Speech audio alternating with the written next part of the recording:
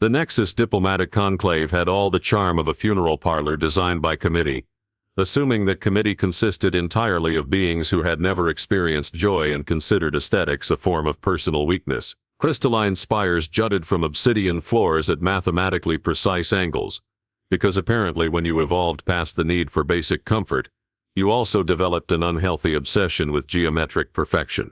The lighting, if one could generously call it that, emanated from some ethereal source that managed to be both blindingly bright and deeply unsettling, casting shadows that seemed to judge you for having the audacity to exist. In this monument to galactic bureaucracy, representatives from 47 different species had gathered for what the official records would diplomatically term a human integration assessment. The unofficial translation, whispered in the corridors by beings who thought they were being clever, was somewhat less charitable.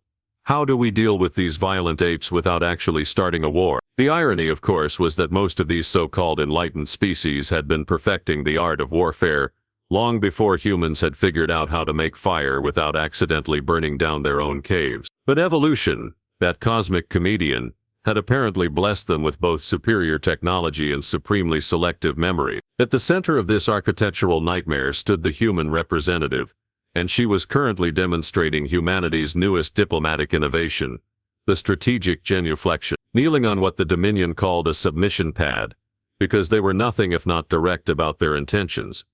She maintained the position that 3 different alien cultural experts had assured her was absolutely positively definitely not meant to be degraded. The fact that every other species representatives were seated comfortably in hovering chairs while she decorated the floor was, according to these same experts, purely coincidental. The submission pad itself was a masterwork of passive aggression, crafted from some mineral that managed to be both uncomfortably cold and inexplicably sticky. Its surface was engraved with symbols that roughly translated to "Know Your Place," though the diplomatic corps had creatively interpreted this as "Welcome, honored guest." Humanity had many talents, but self-deception in the name of peace might just be their greatest achievement. General Harusk dominated the proceedings from his position at the head of the assembly, a living testament to what happened when evolution decided that intimidation was more important than mobility. Standing 12 feet tall on 6 chitinous legs with mandibles that could probably chew through a starship hull, he represented the Dominion with all the subtlety of a tactical nuclear strike. His exoskeleton bore the scars of 100 campaigns, each one carefully maintained as a reminder to lesser species of exactly why they should mind their manners. The general's voice, when he chose to use it, resonated through specialized vocal chambers that made every word sound like a death sentence being read by a particularly bored judge. He had been addressing the assembly for the better part of an hour, and his subject matter could be generously described as the many reasons why humans should feel grateful for not being extinct yet. The human species, General Harusk intoned, his mandibles clicking with what passed for amusement among his kind,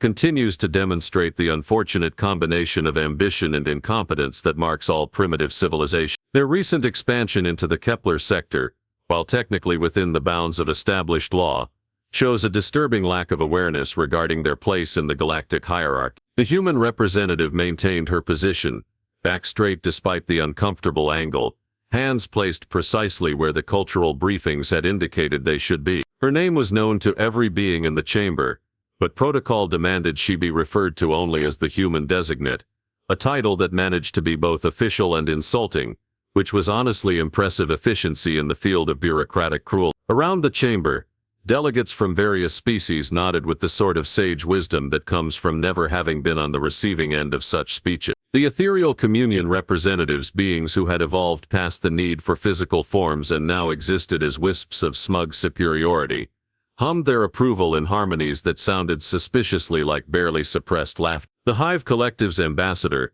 a creature that looked like someone had crossed a praying mantis with a filing cabinet, rhythmically tapped its claws in what their culture considered applause but everyone else recognized as the sound of patience wearing thin. General Harusk continued, his attention turning with predatory focus toward the kneeling human. The human designate would care to explain why her species believes it deserves a voice in matters concerning civilized space, when their own planet still suffers from such quaint problems as poverty, disease, and the peculiar human obsession with recreational violence. The question hung in the air like a challenge wrapped in diplomatic immunity. Every delegate in the chamber knew this was the moment, the carefully orchestrated humiliation that would put the upstart humans firmly in their place. The general's reputation for these performances was legendary. He had once reduced a delegation from the Crystal Empire to actual tears, and those beings were literally made of living diamonds. The human designate raised her head slightly, meeting the general's compound eyes with a steadiness that seemed to surprise him. In the subtle language of body positioning that every species present understood, she was supposed to look down, acknowledge her inferiority, and deliver some appropriately humble response about humanity's eagerness to learn from their betters. Instead, she held his gaze. "General Hera," she said, her voice carrying clearly through the chamber's acoustic perfection, "I find it fascinating that you would equate civilization with perfection, when the most civilized thing any species can do is acknowledge that perfection is an illusion maintained by those too proud to admit their own flaws." A ripple of something that might have been nervousness passed through the assembled delegates. This was not the script. The human was supposed to grovel, not engage in philosophical discourse. More troubling still, her tone carried no hint of submission, only the sort of calm confidence that suggested she knew something the rest of them did. General Harusk's mandibles spread wider, displaying rows of teeth that evolution had clearly designed for settling arguments permanently. Bold words from a species that has yet to prove it deserves to exist beyond its own solar system. "Tell me, human designate, what gives your kind the right to speak as equals among those who have mastered the very forces you still struggle to understand?" The chamber held its collective breath, or whatever equivalent each species used for creating suspenseful pauses. This was the kill shot, the moment when the general would demonstrate exactly why the Dominion ruled half the galaxy, while humans were still figuring out how to travel between stars without accidentally blowing themselves up. The human designate remained motionless for a long moment, still kneeling but somehow managing to project an aura that made it seem like a choice rather than a requirement. When she finally spoke, her words carried the weight of a species that had clawed its way from caves to stars through sheer bloody-minded determination. "Perhaps the better question is, what makes you so certain that you deserve to be speaking down to us at all?" The silence that followed could have been bottled and sold as a luxury commodity on worlds where awkward pauses were considered high art. General Harusk's compound eyes narrowed to slits that suggested he was recalculating several assumptions about how this conversation was supposed to proceed. Around the chamber, delegates suddenly found their datapads fascinating, because apparently even advanced alien civilizations had mastered the universal art of pretending not to notice when someone was about to get metaphorically eviscerated. The human designate felt the weight of 46 different species' attention pressing down on her like a physical force. Each one of them represented civilizations that had been dancing this diplomatic waltz for millennia, following scripts written in the blood of countless species who had learned the hard way that challenging the established order was a luxury reserved for those with bigger fleets. She was acutely aware that her next words would either secure humanity's place at the galactic table, or ensure they became a cautionary tale told in hushed tones at diplomatic reception. The funny thing about representing an entire species, and by funny, one meant the sort of humor that came from staring into an abyss while the abyss stared back and offered helpful suggestions about gravity, was that it clarified priorities with startling efficiency. The cultural briefings had been very clear about the importance of maintaining diplomatic relationships, even at the cost of personal dignity. They had been significantly less clear about what to do when those relationships were built on foundations that would make quicksand look stable. General Harusk recovered his composure with the practiced ease of someone who had spent centuries perfecting the art of looking down on others, both literally and figuratively. "Your species continues to demonstrate its fundamental misunderstanding of galactic civilization," he said, his voice carrying the sort of patient condescension typically reserved for explaining basic concepts to particularly slow children. "Respect is earned through achievement, not demanded through presumption." The human designate shifted slightly on the submission pad, a movement so subtle that most of the chamber missed it entirely. But those who caught it, the career diplomats, the species representatives who had survived decades of these performances, recognized it for what it was, the careful adjustment of someone preparing to stand their ground, both metaphorically and quite possibly, literally. "Achievement," she repeated, the word rolling off her tongue like she was tasting something unexpectedly bitter. An interesting metric from a species whose greatest achievement appears to be convincing 46 other civilizations that submission, is a virtue worth preserving. The temperature in the chamber seemed to drop several degrees, which was actually impossible given the sophisticated climate control systems, but apparently even advanced technology couldn't compete with the chill of a diplomatic relationship heading toward absolute zero. General Harusk's exoskeleton made a sound like grinding metal, which the cultural databases helpfully translated as either extreme displeasure or preparing to molt violently. Given the context, the former seemed more likely, though with the Dominion one could never be entirely certain. Behind her calm exterior, the human designate was conducting her own mental inventory. 3 years of diplomatic training, 6 months of cultural sensitivity workshops that had somehow failed to prepare her for this exact scenario. A lifetime of being told that compromise was the highest form of wisdom. And somewhere, buried beneath all that careful conditioning, the growing realization that some compromises were simply too expensive to afford. The ethereal communion's representative chose this moment to chime in with a harmony that roughly translated to, "Perhaps we should remember the importance of maintaining proper perspective in these discussions." It was the sort of intervention that sounded helpful but actually meant, "Please stop making this awkward for the rest of us who just want to get through this meeting and go home." General Harusk seized the opening with the enthusiasm of a predator who had just spotted particularly appetizing prey. "Indeed, perspective, something your species has consistently lacked throughout its brief and violent history." He leaned forward, his massive form casting a shadow that seemed to swallow the light around the human designate. "Tell me, representative of Earth, how many of your own kind have you killed in the name of progress? How many wars have you fought over resources that more advanced species learned to synthesize millennia ago? How many times has your planet nearly destroyed itself through sheer stubborn ignorance?" Each question landed like a physical blow, designed not just to wound but to expose every weakness, every shameful chapter in humanity's blood-soaked climb toward the stars. The other delegates watched with the sort of fascination typically reserved for observing natural disasters from a safe distance.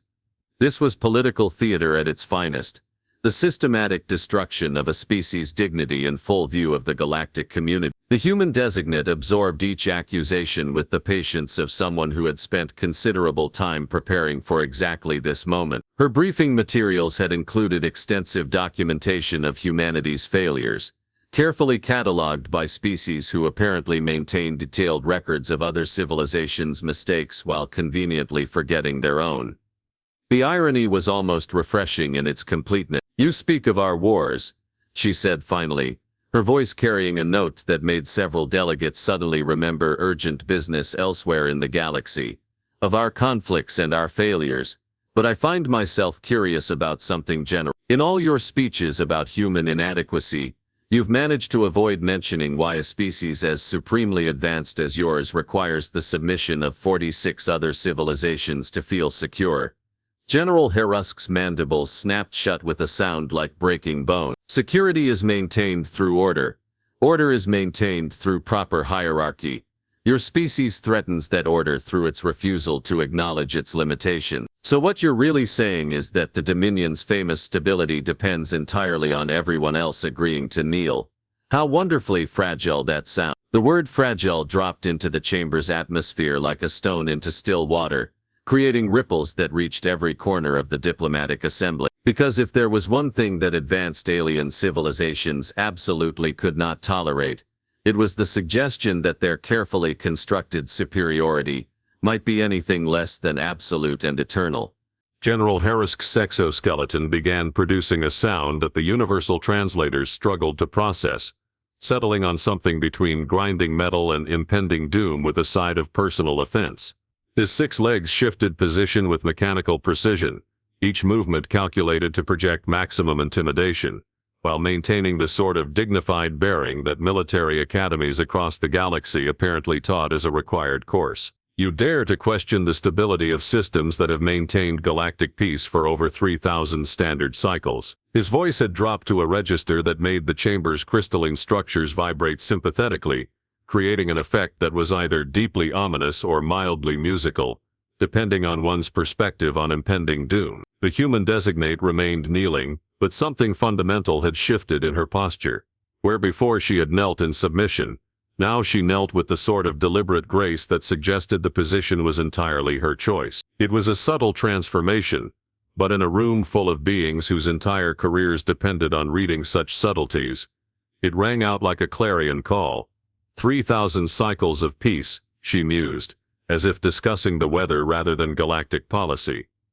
How impressive, though I can't help but notice that peace seems to require an awful lot of submission protocols, containment strategies, and what I believe you call corrective interventions for species that step out of line. The Hive Collective's ambassador, the creature that managed to look both ancient and perpetually annoyed, made a chittering sound that translated roughly to, "This conversation is deviating from approved parameters." Around the chamber, other delegates began shifting in their hovering chairs with the sort of nervous energy that suggested they were witnessing something that would definitely require extensive paperwork later. General Harrisk's compound eyes fixed on the human with the intensity of someone who was beginning to realize that his carefully planned demonstration was not proceeding according to script. Your species has existed in space for barely 50 standard cycles. We have maintained order since before your ancestors discovered fire.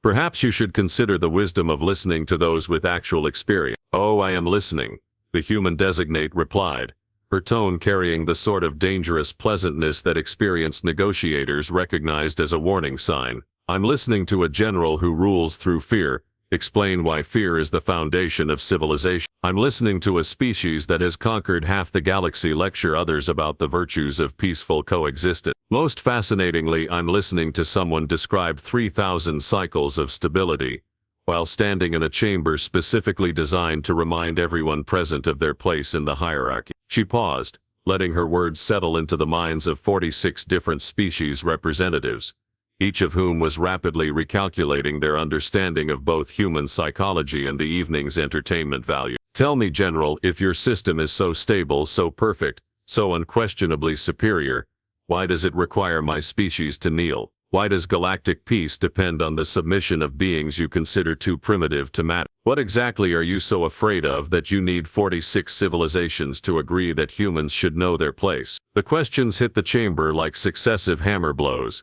each one exposing another crack in the edifice of assumed superiority that had governed galactic politics for millennia. The ethereal communion's harmonies faltered into something that sounded distinctly discordant. The Crystal Empire's representative, a being whose species communicated primarily through refracted light, began pulsing in patterns that the translators categorized as profound discomfort. General Harrisk rose to his full height, 12 feet of armored intimidation designed by evolution specifically for moments like this. "Your insolence confirms everything we have suspected about human nature. You cannot even perform the simple courtesy of acknowledging your betters without turning it into an act of defiance."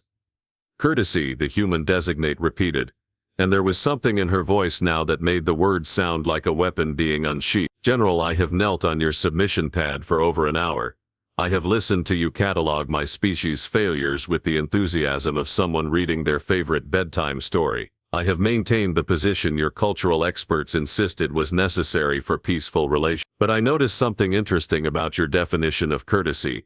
She shifted again, and this time every delegate in the chamber noticed. The movement was small but unmistakable, the subtle preparation of someone gathering themselves for action.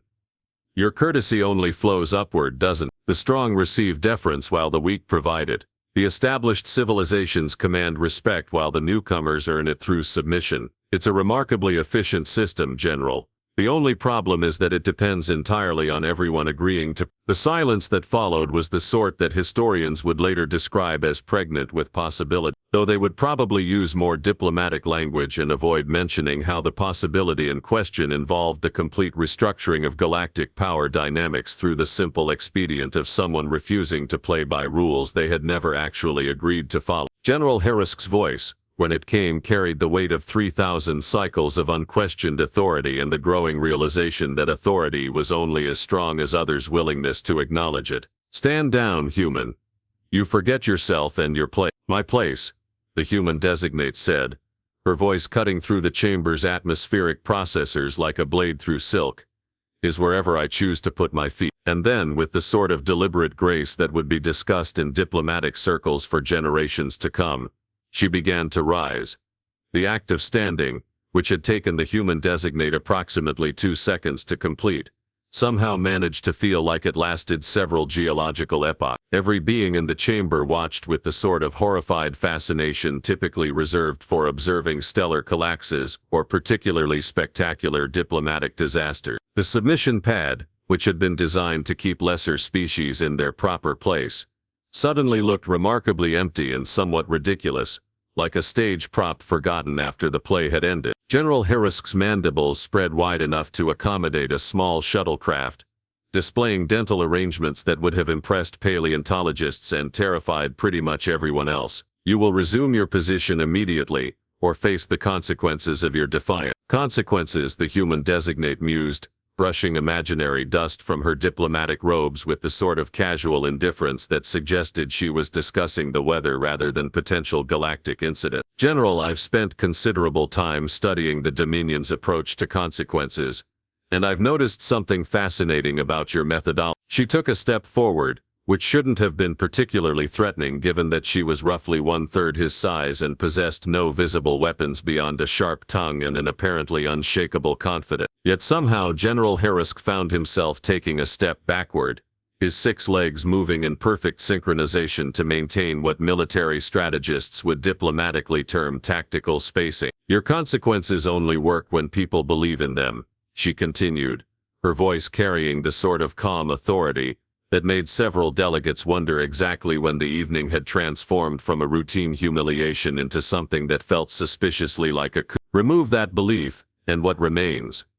A very large creature with impressive teeth standing in a room full of witnesses, trying to convince everyone that size equals wisdom. The ethereal communion's representatives had stopped their harmonic humming entirely, which in their culture was equivalent to dropping one's jaw in The Crystal Empire's delegate was pulsing in patterns that the translators had given up trying to interpret, settling for extreme conceptual distress as the closest approximation. Even the Hive Collective's ambassador had ceased its rhythmic tapping, apparently too stunned to maintain basic motor function. You seem to have confused authority with intimidation, General, the human designate observed, taking another step forward while General Herisk found himself retreating further, his massive form somehow diminished by the simple act of backing down. Authority is granted by those who choose to recognize it.